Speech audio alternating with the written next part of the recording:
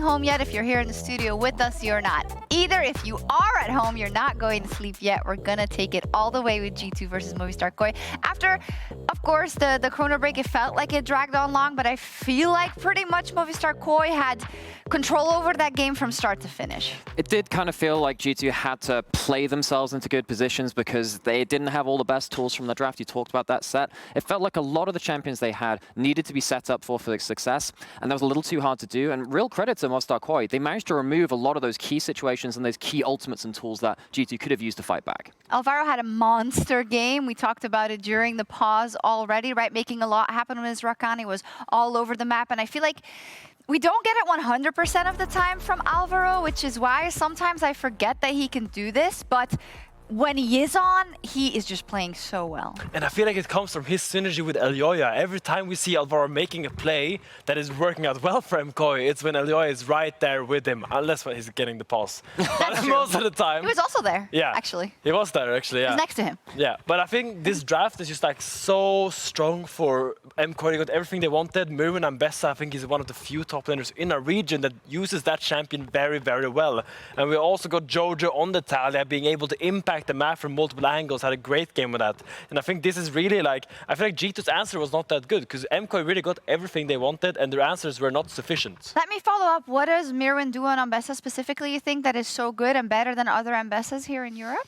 Well, his build is a bit different. He likes to go Eclipse into Sundered Sky, which gives him a bit more tankiness on the 2-item spike and makes him very slippery because he goes in, gets the chunk of damage, heals up, and then weaves in and out a lot. Well, a lot of Ambessas, they're very prone to just ulting in, using everything, trying to kill one guy and then dying.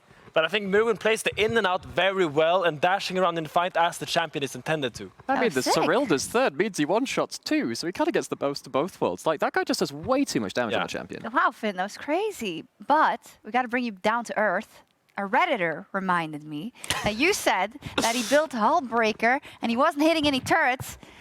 And apparently, right before the pause, he was hitting a goddamn turret. I mean, how do you feel about not noticing every detail in a game of League of Legends? Yeah, how dare you? It's a valid call-out. I shouldn't say things like that, but it's about the mental thing. Mentally, I don't think he hit a lot of towers that game. It's about the demons in her head, and I feel like he didn't really get much leverage out of his hull breaker. I stand by that. Spreading misinformation. I see it. Slander. Never make a mistake. Ooh, I where was I going with that? I want to talk about a fight. I want to talk about the 17 fight. I also want to see him in his cosplay, but go ahead. Oh no, we can skip that for now. Yeah. But the 17 fight, I think this was such a cool fight.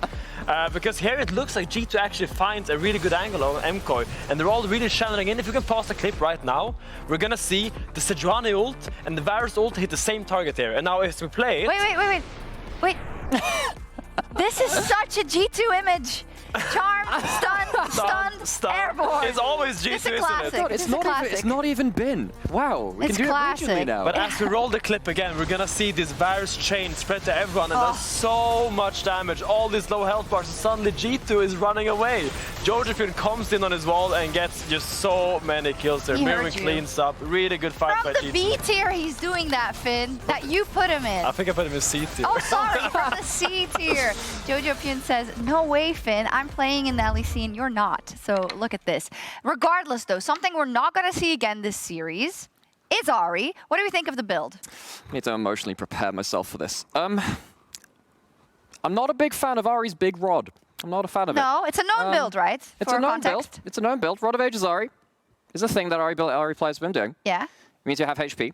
You go into burn build after. It reminds me a lot of the 2023 Leandri's mythic item build, where you kind of play for the slow burn because you're very good at applying it over and over. But you don't have any CDR. Didn't go for any Ionian boots, which means that when he blows the ultimate, doesn't have it again. It's like 30 seconds more cooldown on it. That's the way that it works. More. the Malignance build. Caps has continually blown his ult defensively and achieved nothing with the build, even with the extra cards up his sleeve. I have Ahri cards as well. You see, I'm a very dedicated player of the champion, and I'm upset with the build. This is like, we had like Vedi and Nocturne, you and Kled. It's one of them. Yeah, give me a bike. What do you mean by one of them? It's just one of them, Next time Kled is being played, I'm bringing my bike and I'm driving around the studio. Okay.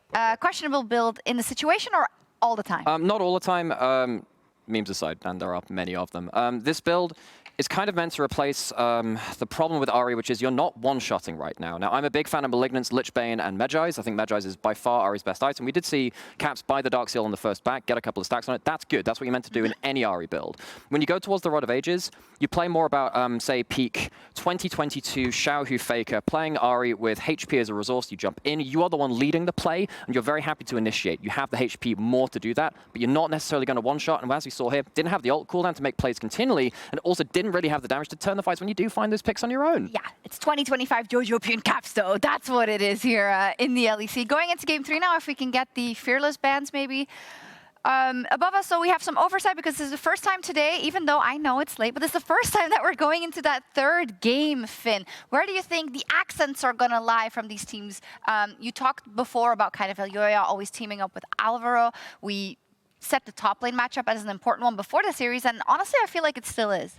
Yeah, I wonder what's happening with this constant Warwick ban from MKOI. But I want to highlight also, as you said, but what Roman said, that he loves Fearless so much because even if you have one bad game against something that you clearly are not prepared against, you can just turn the page and go into the next game and look for something different. Yeah, I was theorizing if this is going to be better or worse for us internationally, but that's a great point because often you get stuck in the, oh, this one champ, and then you maybe lose sight of some of the others, and they still have so many OPs, and now so many are off the table for both teams, Nymaera. Yeah, you can't tunnel too hard onto the stuff you're doing earlier in the draft, and I think G2 have occasionally fallen into that fashion. Remember when they were playing the Pantheon top lane a number of years ago, and they didn't have the right read on that?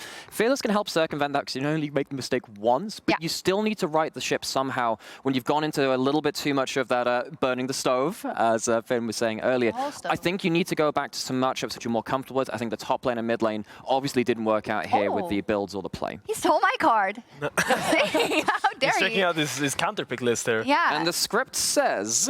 yeah, no He's got problem. a thumbs up. But yeah. What? Are you kidding me? For free? What? Best champions, Ambessa. I saw Ahri I love this guy. I like him more now. There was an Ahri on there. Okay, well, we got the cheat code, the cheat sheet, rather. So I wonder what we're going to see in Game 3. Who's going to win this one? Well, it's definitely hard to say. But maybe we'll all win a little bit. That's my non-answer. Okay. With the timeline we're in. With the timeline we're in. Calm down. You've watched too many Marvel movies. It's starting to show. Maybe we'll get into Fury. That's the dream. That would be fun. Definitely some... I feel like, actually, we kind of had a lot of the spicy picks. We did. I think this series has delivered in terms of interesting picks. Yeah. Which, again, it didn't have to. I'm hoping bot lane is where we see the spice. Because last game we had Ashe Varus, and it's like... Yeah, it's kind of a bit of a... Yeah, thank you for the dramatic reenactment.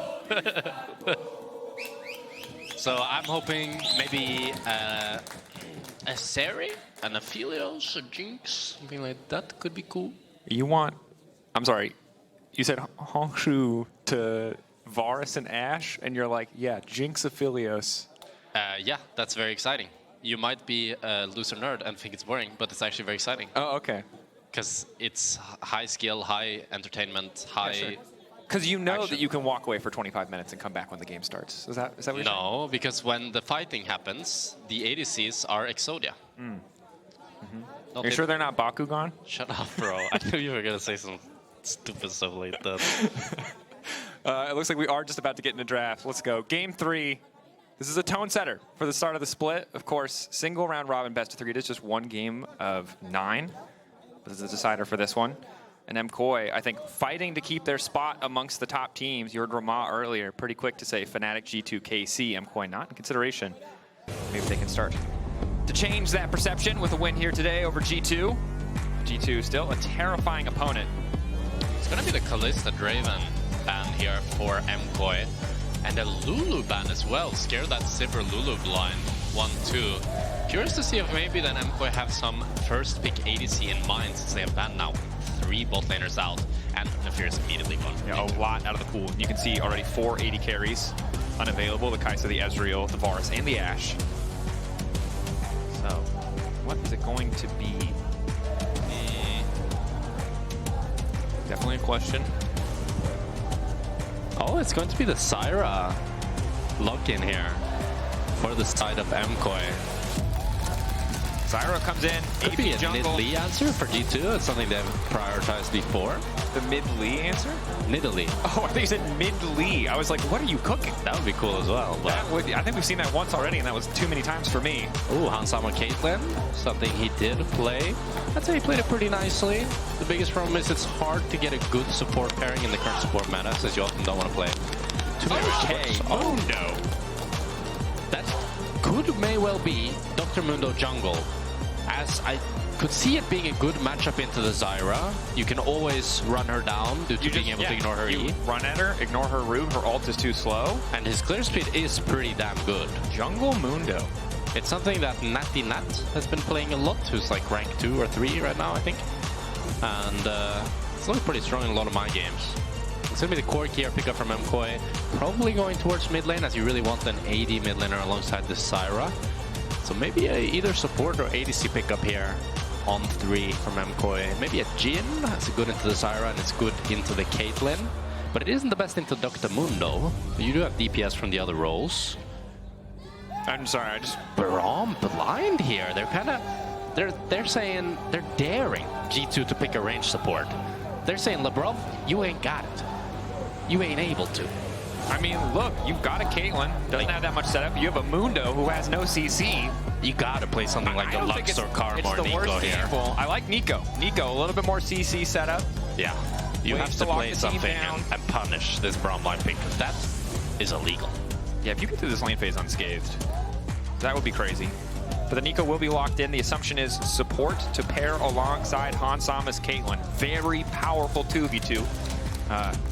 And see if kind of a gamble, to be honest, here from Alvaro is punished. Yeah, I'm curious why he felt the need to play Braum. Like, normally when you see Caitlyn, you never really want to lock in Braum because she's so good with range supports. But guessing maybe the Mundo pick threw them off a little bit, and he's feeling that he really needs to protect his carries from him. And that's why he ends up going for this disengaged support. But now the question is, can MKOI find an ADC alongside this Braum that can actually survive lane? Because this is a hard lane. It definitely is. And I think both comps are similar in the fact that they would really prefer the enemy team fight into them. The Caitlyn, the Neeko both love that setup. The same is true of the Zyra and the Braum. So are we going to see proactive engage from either side? If not, it might just be an arms race through this lane phase to see who can build, you know, a larger lead or hit those major item breakpoints first. Orianna taken out, as well as the Cassante and the Rumble. Yeah, G2 just taking out the solid blind picks that are left in the top lane department. I wouldn't mind seeing something like maybe a Gnar on the side of Myrwn. I think it's a good blind and provides some good late game stability and damage, while also giving some of that kite and peel back that the rest of the comp wants to do. It's going to be Cho'Gath taken out from MKOI. Maybe that means they want to blind pick a tank. Guess Cho'Gath can be a good tank answer. Is the Mundo still a flex? You brought up that the, you know, obviously Jungle Mundo has seen a lot of success in the ladder. Top is still its most popular role. Is there room to put it somewhere else? I mean, they could put the Mundo top, but given the fact that MKOI banned Cho'Gath, it seems like they're also expecting it to be jungle. Unless it's a mid lane Cho'Gath ban. Viktor. Viktor mid here. This is such very good control comp for G2. 100%. If G2 get a lead or get set up on an objective, it is suicide for MKOI to walk in. MKOI might respond with double carry, with Tristana could go mid, Corki then goes bottom. I mean, 6 is very good here for the matchup.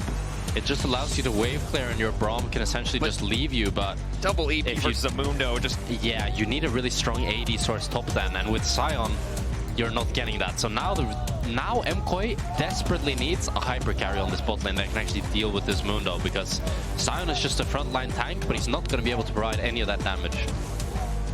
The question is, are they committed to that Corki mid lane?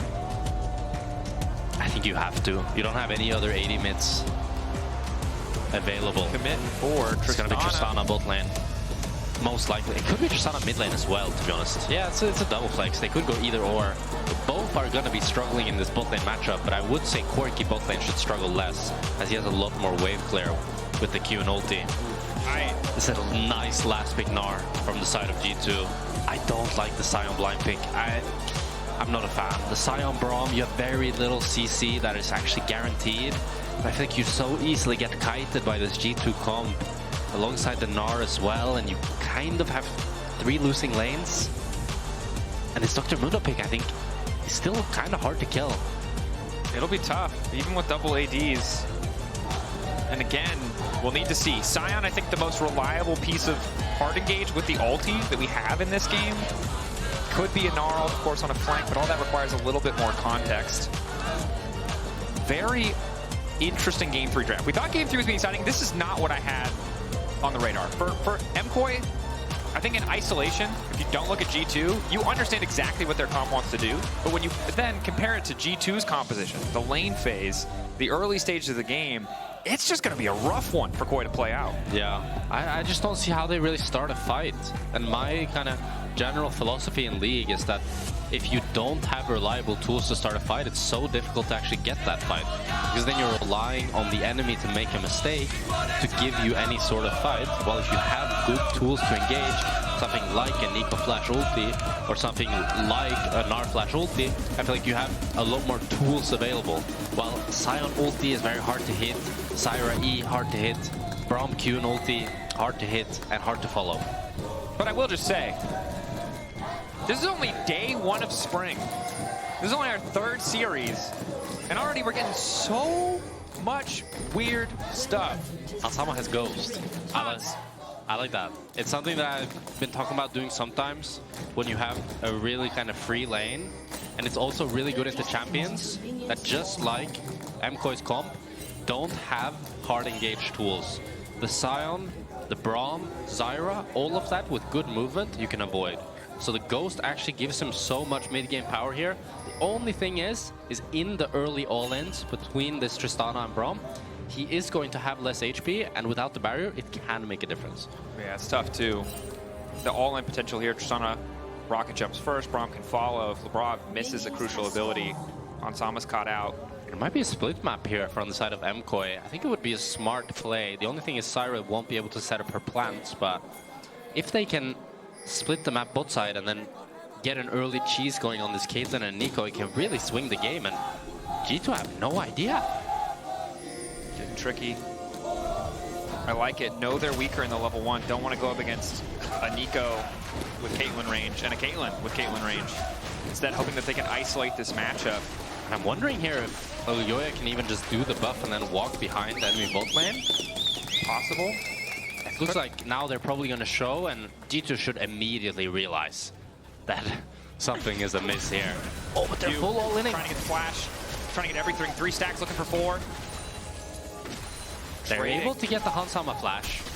And now, with Elyoya behind, that could mean something more. Hansama flash.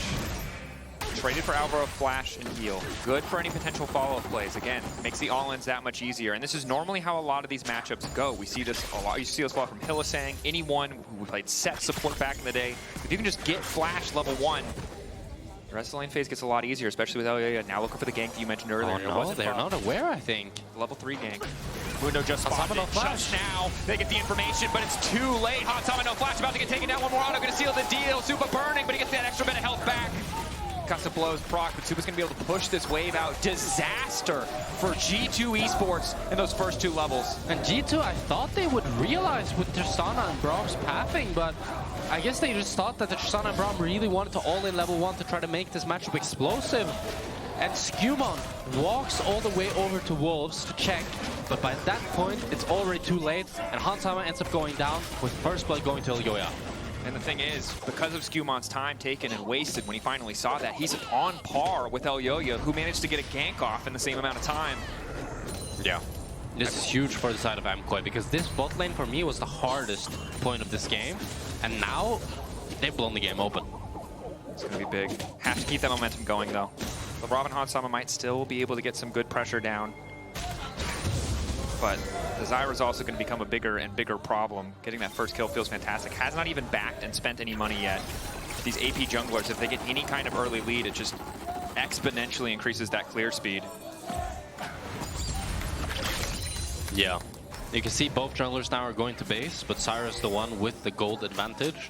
So she's going to be able to now continuously clear a little bit faster than this Dr. Mundo.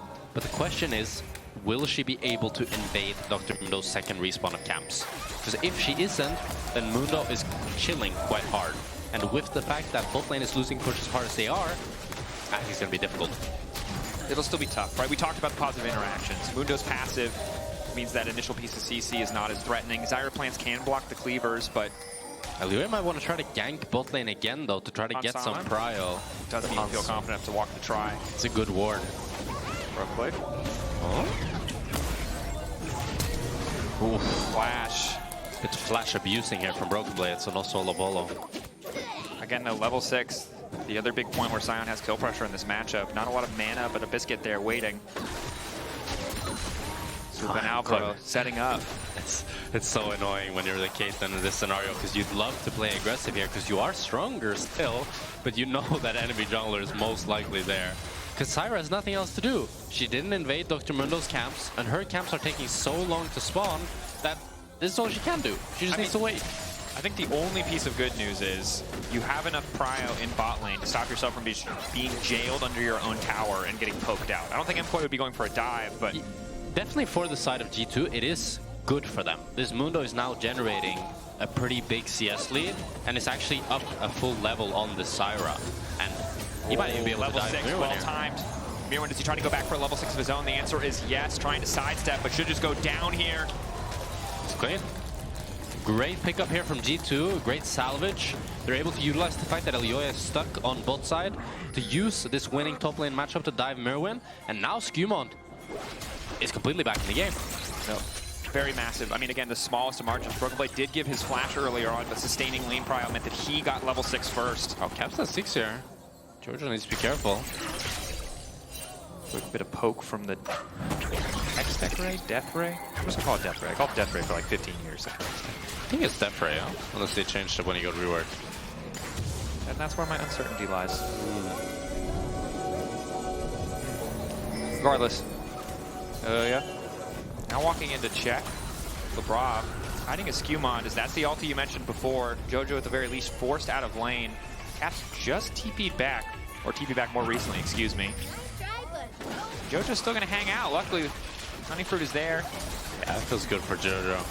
Able to regen a bit back here, and it's gonna be the 3 grubs going over to MKOI with a little Drake trade for the side of G2. Oh, but Myrwn is in trouble here. Flank by... Oh, yeah, let's see. Flash out. Myrwn no flash. Does have level 6 now. So it looks like the flash plus the dragon going to be picked up from the side of G2 Esports in exchange for 3 grubs and a bit more pressure on this top side tower. Labrov faking a little bit here. Alvaro, you mean, no? Oh no, Labrov in the sense that he's a Mundo. Ah. I felt like Alvaro's the one fake pressuring in the bush. I mean, Elyoya's there, so. Well, he wasn't there when I said it, so. You're right. I'm not here to take your credibility. It's all okay. We're a team. Just like MKOI. But there's nothing else for them to get topside, which is unfortunate. After that push out. Just like MKOI, we're falling apart. Wait, they're fine. Yeah, I'm just being Well, dramatic. Myrwn is not having a great time. Oh, or maybe he is. Ah, misses the ulti just barely. If he gets that slow onto Broken Blade. No flash as well. Could maybe be something. Those hyper procs are so frustrating to deal with. Skewmond. Okay. For Krugs, but he's gonna back off. Very good of him to do so. Passing each other like ships in the night. Broken Blade popped out of the previous play. Does still have the crunch here. Goes mini, gets the movement speed. It's gonna be fine now. Did you see something interesting here? Did you notice something with both ADCs? Both ADCs based, and neither of them bought any item. No, actually, Hansama bought boots. Well, Supa didn't buy anything because he didn't get BF sword. So now, I think he's gonna have BF sword now, so he's gonna base again for that BF sword for the Yun top. That's gonna feel pretty good for the damage output. Boots too, definitely nice for those short trades in lane. No, it feels pretty bad to buy boots and not buy BF. No, I mean comparatively, yeah. Yeah. If that's the trade. Yeah. Just trying to say that it's not like Boots 2 are useless. Well, it's like now when Hansama presses tab and he sees... Wait, Supa still doesn't have BF sword. Yo! Now when he presses tab and sees that there's still not a BF sword. Okay, I think it feels pretty good. It feels good for me. I think it feels pretty good. 5. Okay. I thought with 2 bases he'd have a BF sword. He needs 3 bases for a BF sword. You didn't want to get in the spectator client. You could have checked gold. But here we are. Spreading misinformation, just like Finn. Alright, Myrwn trapped. Ooh, not ideal. Oh, but that was not a positive trade, Hansama. Taking a big chunk. Sion, a very hard champion to do anything against in this kind of context without a jungle to support you. And it is 3 grubs to the side of MKOI here. I'm not sure if they can dive this Gnar, especially with Skewmond covering. Skewmond here able to one-shot his camps before Elyoya can actually invade. The Broken Blade can just one-shot the wave. Instead he's going to try to kill Supa, who gets a nice buffer. But he's chunked to half. Damage and zoned off the wave, which I think is the other big thing. G2 are playing really well here to just waste MKOI's time. They're not even able to hit the top tower. Well, if we could see bot lane here, I think Caitlyn and Neeko are getting quite a bit damage onto this bot lane. Instead we take a peek at mid lane, see the Jojo's at least holding on to push for a little bit. The extra movement speed coming from the phase definitely feels good. Yeah, so they've gotten 2 plates here. We'll be able to get the 3rd, and this is with 0 grubs. While MKOI got 0 plates on top. But Supa. He got BF sword. He got a BF sword. 3rd time's the charm, baby. If I'm back buys a BF sword, though, it's going to feel really bad. Mathematically, it shouldn't be possible. Yeah. If he is, he's hacking. We need another Chrono Break. You've already split into 2 timelines, my guy. We can't go to 4 already. It's just too much, or 3 or whatever it would be. That might be what we need to beat G2. Just lost. Calm down. Well, MKOI to beat G2. Oh, yeah. Fair. We had a pretty mean game too, though. But here we are. Again, the early lane phase. Nice recall cancel. Furhan Sama rough after that all-in from MKOI. Ooh, TP out. Good for Broken Blade. Didn't really need to buy anything, so it's just going to make it to bot lane to catch that wave. And what I was mentioning before is Supa at least is now starting to pick up a lot of that CS that he was behind, so it's only about 100 gold difference. Looks like it's going to be 6 scrubs just given over to the side of MKOI here. They don't have the best champions to hit tower, luckily. Sion will probably always be losing push to this Gnar. And I think it's hard for neither Corki or Tristana to get much control against this Caitlyn Viktor. So I do think this is the fine game to give over 6 scrubs. Well, and it was a similar story. Was it game 1 or last game? It's kind of all blurring together. Game 1. G2 are very comfortable just giving up grubs completely. I feel like if they think they're stronger on side, they're like, why would we even care? Yeah. And I think that's a fine mindset to have. The only thing that can really bite you is that if you lose one fight, then suddenly what should have been fine ends up being 1-2 towers. Yeah, or, you know, once you get past plates, there's so many situations where a team will get mid-prio, but you're already on Drake, and what was once maybe a chunk on your tower is now a whole tower. Yeah. So the stakes are a bit higher when it comes to contesting objectives or losing fights, no matter what the side lane matchups are. Myrwn. Yeah, about 400 health from the Soul Furnace, just continuing to stack up. Doesn't matter too much, but the numbers are on a HUD, so I like to talk about them every once in a while. As fake caps. I wish we had more stacking champs in League of Legends. Do you like stacking champs? I like stacking champs, but there's only there's only Smolder and Bot, but that champ was just OP and competitive I mean, for 2 weeks, and then they nerfed him. Aurelion Soul. Veigar's not a bot lane champ. Aurelion Soul's not a bot lane champ. Sorry, you said bot lane. Yes. And also, I don't know how, but every single stacking champ they make, the gameplay has to put you to sleep. Like Veigar, Aurelion Soul, Smolder. Like Smolder is kind of fun, but it's also very noob friendly. Ooh. All in here from Broken Blade. Again, ulti cooldown is super low though, so this isn't too much of a threat. When he's mini, that decimating smash hits like a truck, but as long as he's mega, not too concerned. It's going to be second Drake here going over to the side of G2. A trade that they have made not just once in this series. Oh, but Elyoya? Not quite. Oh, Alvaro flashing in. Middle. Caps flashing out. Skewmond retreating. Drake secured. Top lane tower being pressured. 1 creep left. And the TP now going in. Myrwn having a rough game. It's not really his fault. It's just the champion in the context of the enemy team, but he does not get to do anything proactively. Skewmond, though, in trouble now. Forced to flash out. You're getting chunked, and MKOI trying to take some control of the bottom side. Should be first, but there's not much of a wave if they want to push that bot lane tier 1. Play on the chase. Fight this, Elyoya no flash. Huge chunk there. It's a bit of health back. The thing is that Labrov is top, so they're at the numbers disadvantage here, but I think this is actually quite good for G2. They end up only really losing the blue buff, and they're getting a lot more on this top side while also getting the Drake. I think they can get this full top tower. I mean, they're 1.6k gold ahead. Myrwn's getting chunked out to the point where he's going to either need to ult to clear this or just walk away. He's just going to have to drop it. That's first tower over to G2. Damn it, credit to G2. Broken Blade trying to do so much in this game. Good look on the Supa. He held the ult for a little bit too long. Could have CC chained it. Maybe gotten the super flash. But I don't think normally Gnar is the flashiest counter pick, but credit to Broken Blade for consistently trying to get the most out of this pick possible. He did have to burn that early flash in lane, but managed to get that first level 6, that first dive with support of Skewmond. Has been clearing all these waves out, stopping any push that would come through from Supa. Yeah, he's been playing this weak side really well. Like, he's able to actually 1v2, especially with the help of Skewmond, while MKOI are going for more of a traditional approach, just putting Tristana, Braum, and Zyra into the Gnar, while G2 have been able to just have Caitlyn, Neeko 1v2 against the Sion, and just completely hammer him and get all the plates in both bot and now the full top tower. Yeah, and really outside of the fact that they got the grubs and that first play bottom side, KOI haven't been able to do much of anything, right? It was Elyoya who had the early jungle tempo advantage. He spent that ganking bot, which was successful, and yet at this point in the game, he's the one who's falling behind in terms of jungle CS overall. Pressure continuing. Supa just forced to clear the wave. One item for both Supa on Sama. But Alvaro has to be careful about stepping too far forward. And this is where the thing that we talked about with both these compositions, right? The lack of immediate, reliable, hard CC for either side. Yeah. Means that whoever has the push, whoever has the setup, is just going to be king of the objective. Yeah. You can see kind of the problem with MKOI's comp here having 6 grubs. So they're going to lose push in bot, they're going to lose push in mid, and they're going to lose push in top. So who cares if you have 6 grubs when you're not going to be hitting tower? It's Broken Blade that's going to be taking this bot tower. Ulti. Caps, no flash. Lock up there. Gravity field to get a bit more space, but Caps will go down. Or will he? The plant still hitting. Surely there's no way. Myrwn flashing in. Will get him a bit sloppy there from the side of KOI. Don't think they needed to give up that flash, but wanted to try to get the kill to Elyoya. They are able to take down Caps, but the thing is Caps already took the wave. Look at the side of MKOI. Look where that top wave is. It's so far away that now Caps, when he respawns, can just TP back.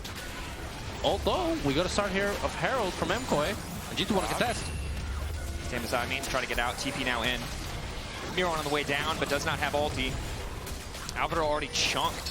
5 seconds on Caps. They just need to focus on getting the objective, but it might be the 50-50 versus Skewmond. It's so tough, and he's stolen it! They spent so much to try to make that play happen, and now the chase comes in. Double 80 carries, single items. Is it enough? Jojopyun forced out. No. Nothing there for MKOI. 2.5k gold lead for G2, and they snatch the Herald. And Caps doesn't have to even burn the TP. It's Jojo that ends up TPing in, and Skewmond just takes it right in front of their eyes. Feels terrible for the side of MKOI. They're able to get the pick onto Caps, but what's it really amount to? Their gold lead is... they're still 2.5k behind. I'd say it's growing for G2 rather than shrinking. And I think that the issue that I have with both these compositions we talked about, Product Engage, the struggle I have for MKOI is I think the 3 strongest players they've had in this series, Alvaro, Elyoya, and Myrwn, none of them are on champions that can like really be clutch. Yeah. Like one time Wolf support Zyra on SKT, like 4-man engage over the wall. That's the last time I saw Zyra do anything other than push her buttons. It's a hard champion to have that impact on. Yeah. Same is true of Braum. The same is true of Sion. Maybe a flank and a good ult, yes, but it's so telegraphed. And the same for me is about the side laning. You see how Gnar pushed out bot, Viktor's pushing out top, and MKOI are desperate to try to get any semblance of control. But what they'd really want to do with these 6 scrubs is they'd want to be the team that's actually pressuring on side. But their grouping is 5, and yeah, maybe they'll be able to get the Drake, but I think as G2 even just giving this Drake and trading for top tier 2, you're happy. Herald's going to come down. They'll likely break mid lane tower. The price to start this Drake is at least 1 wave of creeps, about 300, 400 gold. A tower, another couple hundred. And probably a second wave based on how that wave looks on the mini-map. MKOI consistently trading down. With the trap wall here, Corki can't really enter. Braum is going to walk, but the tower's already gone. Alvaro chunk, Broken Blade, Rage stacking. MKOI, this is not a good fight. Myrwn and Supa are super split here. Have to respect the Gnar bar stacking. And to be fair, I don't think there was a great option for MKOI. But they decided that the one thing we do not want to let happen is for G2 to get soul point. Yeah. And so essentially they said, we will fall back another 1,000 gold to buy ourselves 5 more minutes of time to scale. But the thing is, I think the game doesn't really change. You're still gonna lose push on sides, you're still gonna lose push on mid, and you don't have great champions to engage. I mean, you're just hoping that 2-item AD carries are going to bring you home, like i.e. Yuntal and a Myrwn on a... It's possible, I just feel like the comp is fundamentally flawed. Yeah. You lack the proper engage to really pick off G2 while also losing push in pretty much every lane. Tough situation, to be certain. It's hard. The Yanko's question just keeps coming back. Does it get better? Yeah, that's a pessimism question. That's what I feel like. It's like... What do you mean? Is the optimism version, does it get worse? No, the optimism question is you don't say that. Oh, got it. You say, how can we win? If you don't have anything nice to say, don't say it at all? Yeah. How do you win? But that's true though, no? Yeah, no, for sure. But, I mean, Myrwn can get a good ult. They can find themselves in a position where G2 are forced to fight into them. Now, it is going to take some creative thinking to imagine how that situation would happen. But the Viktor wants you to be fighting into him. The Caitlyn wants you to be fighting into him. The Ghost does change that a bit. We passed the laning phase where that Ghost might have been a bit of a liability to the point in the game where it's just really strong. Yeah, and Supa will eventually, with enough levels, actually start to outrange this Caitlyn. But, here we go, collapse on the side. He's gonna be fine here, I think. Heal for movement speed. Nice little W there by Caps. It's gonna be Atakan to be the next objective. Infinity Edge picked up by Hansama here. Despite being 0-1 down, he's up 1k on Supa. And this Infinity Edge spike is huge. Myrwn looked unkillable when Broken Blade was Mega Gnar. Is very killable when Broken Blade is Mini. Yeah. Those Mundo cleavers are starting to hurt. So good for G2. Again, it's like chunking out an Alistair before a fight. You know, it's just... They're choking MKOI out. Hansama just continuing to poke.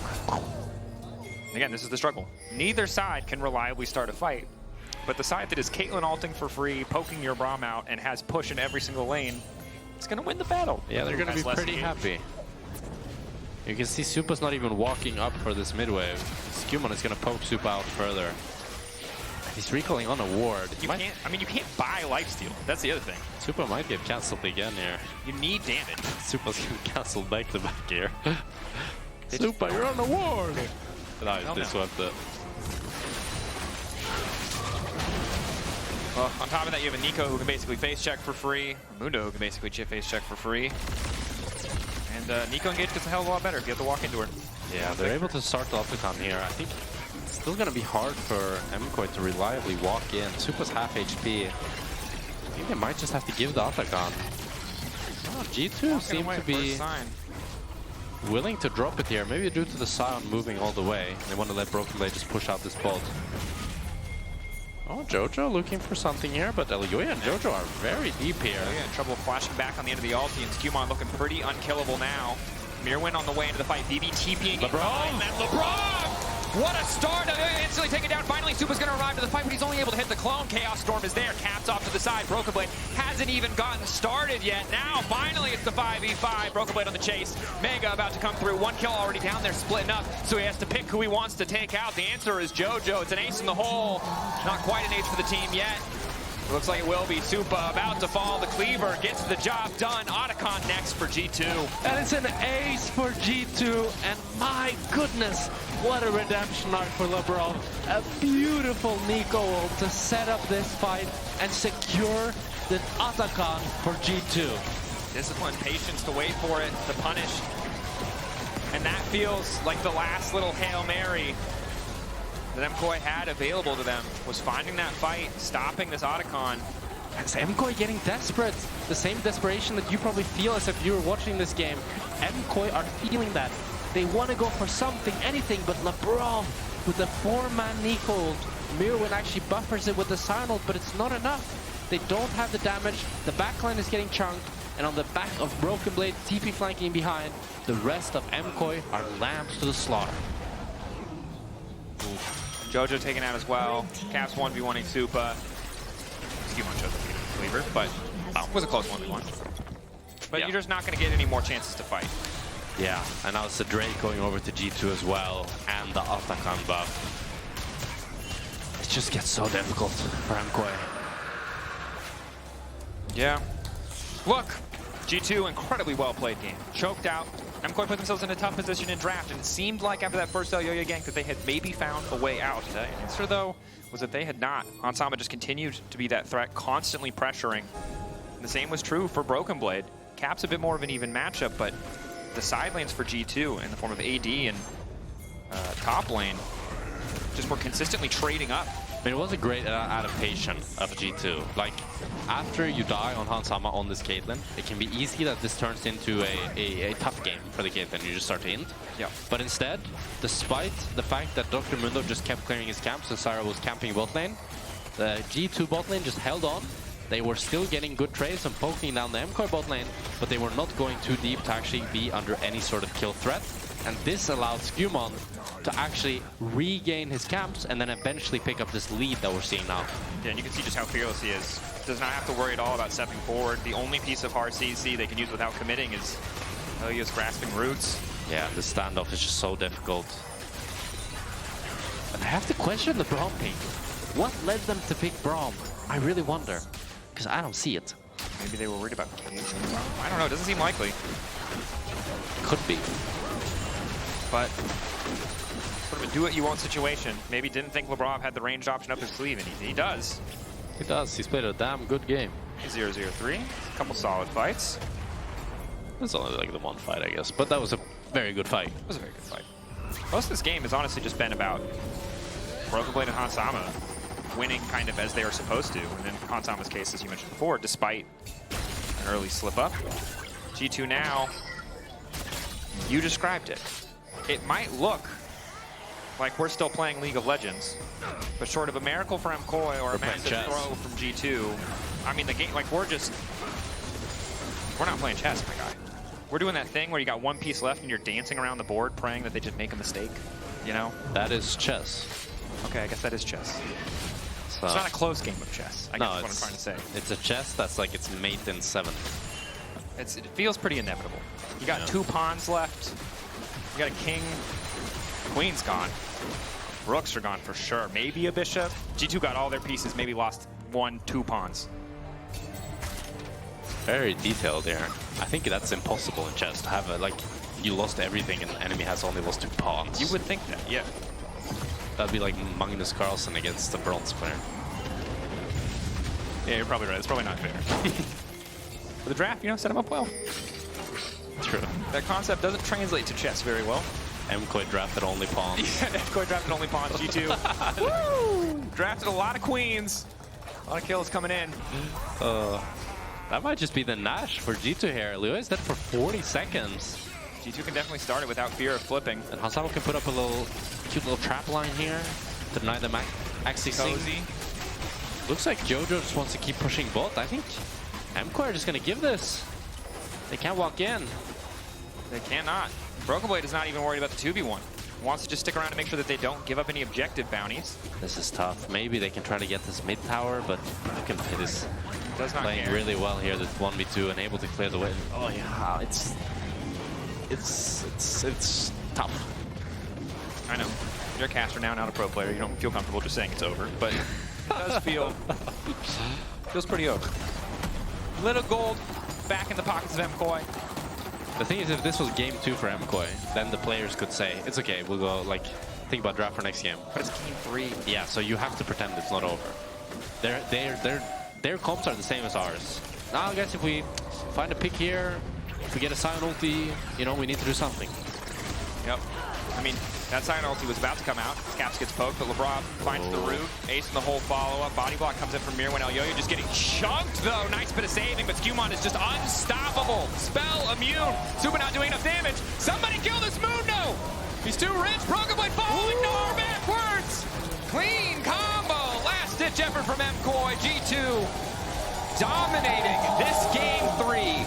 And G2 finish what felt inevitable as they ace MKOI and they take down MKOI in this game 3, 2-1 to G2. Hell of a start to the season, hell of a game 2 from KOI, but ultimately G2 come out on top. G2 looking good. Yeah, nearly a flawless finish to that game. Bit of a defeat in the draft department, it's safe to say, but the execution also on point. Of course, at home, you're wondering what you want to do with yourself. Vote for your key player of the series on X. Broken Blade, Skewmond, Hansama, all good options. Yeah, this is a tough one. I really liked how BB played, but at the same time, Skewmond was also unkillable. True. And Hansama played very well in the Caitlyn. All good options. I'd even say Caps was a good option. Even Labrov with the Neeko game. All of G2 kind of showed up the there. whole series, too. That's a struggle. That's true. One was kind of a cap show. Game here was the Cap show. Game here was kind of the BB show, to be honest. Actually, BB should kind of get it though. Maybe, yeah. That was the decider. The Gwen and the Gnar. It's not up to us, though. Vote for your key player. LEC on X. Or is it? It could be. I say Broken Blade. We'll see if the masses agree. No. Shout out to G2 and KOI fans alike. The energy here has been incredible despite, you know, a decent number of pauses today. Yeah. There was a KOI fans chanting like, "We love G2" or something like that. It was very cute. I think they're doing Let's Go G2. They're probably taking a chant. Good to see. You can see though on the faces of KOI. They know it's just the first best of 3. Many more to come. Adaptations to be made. And a very promising game too. Yeah. Jojopyun looking nice. Yeah, I think they had a really good series overall. I think that game 3 was kind of depressing, but like I feel like if Alvaro is on a playmaking support and he can make his magic happen alongside Myrwn on a carry, this team can be very good. But I feel like as soon as you put Myrwn on a tank, they kind of lose their firepower. Yeah, it's just never been the And Sion specifically. Oh, I don't like into this the champion. Gnar. It just looked Yeah, rough. Sion blind pick. No bueno, eh? Looks like we are getting ready for an interview with Skewmond. I see that. I'm getting a hand wave. That's usually my cue to toss. So let's send it down to Laure and the victorious Skewmond. Thank you so much, guys. Welcome back to the stage for the Marriott Bonvoy post-game checkpoint with Skewmond here. Merci beaucoup. Thank you so much for joining me. They've been loud. Can you hear them when you're playing, really actually? Yeah. Wow. They're doing so much noise. I love them. Nice. Thank you to the G2 Army and congrats on G2 for winning their first Fearless Best of 3. Talk me through the Mundo pick. Who came up with it? You're smiling, so I'm guessing there's behind this. Yeah, I mean, to be honest, it's a pick that I've been thinking about for like a long time, even last year. And yeah, I mean, I think that the champ has some spots in stage games. And I'm really happy that I could finally get to play it because I think, yeah, that in this game particularly, the champ is really strong. Yeah. And I think I showed it. So you say you had this one for a while. There was never any window to play this before? Or is it like, I don't have the confidence to play this pick? To be honest, at least like for this year, probably once. Yeah. And it was in the final, but didn't. Okay. But yeah, I mean, not that much. It's like, yeah, I've been playing a lot in solo queue as well. And I think that the champ is like actually strong in when you have the good case. Yeah, I mean, it looks super strong here. And you mentioned solo queue. We actually talked about your solo queue earlier today. I think we have a graphic ready. You're a solo queue demon right now. How much do you value the experience that you can get from solo queue and being high elo, translating this to pro play? How much is that helping you? I mean, I think it's definitely really important. Like for me and also all of the players in G2, I think we are putting a lot of effort in solo queue because also like since it's fearless, it's really important to train a lot of picks. And, look at that. And yeah, I mean, like for me, being high in solo queue is now, yeah, it's just now normal, and it's my standard to be rank 1, and I just want to keep it as much as I can. Yeah, it's hard keeping it, especially when you have to play official games, I bet. People going for your post, your spot in solo queue and for everything. Razork was telling me that with the meta right now, there's a lot of things that you can play in the jungle. Would you agree? How? Yeah, I think... Without revealing too much, of course. Without leaking and stuff, I think he's right. I mean, like we've seen also like the recent change to Naafiri. Yeah. Which is like quite, yeah, not... like we've never seen this champ in competitive play, if I'm not wrong. No. And like seeing like in LPL being this strong is like kind of nice, I guess. But yeah, I mean, there's for sure like other champs than Naafiri and Mundo. And yeah, I mean, I hope that I can probably showcase them in the next best of 3s. I'm really wondering which team is going to be the first team in LEC to leave Naafiri open, honestly, because looking at this in LPL, it looks really, really strong. I mean, I think that the champ is really strong. Probably there is some certain scenarios where we can play against it, but I think that the changes are really, like the champ is really overtuned. All right, well, maybe a nerf, maybe a team wants to be adventurous and leave it open here. Skewmond, talking about Spring coming back, especially after what happened in finals in winter. What is your resolution as a player? Not so much G2, but you. What do you want to make better than winter? I mean, I really don't want to have any regret in the future.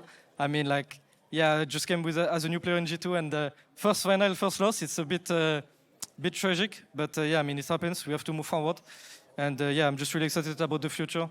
And for me individually, I just like leave no regret behind, do my best every day in scrims and yeah, in solo queue as well, for example. Yeah. And just be ready if we face the KC next time in finals. All right. Well, we'll see about this. A lot of weeks ahead of us before we get there. But Skewmond, thank you so much. Merci beaucoup. Merci. Thank you for the interview. Thanks to the G2 Army, of course, for all their chants. But that's all for us here. So let's toss it over to PGL with Myrwn and Broken Blade in the fan zone. So fans, go over there right now.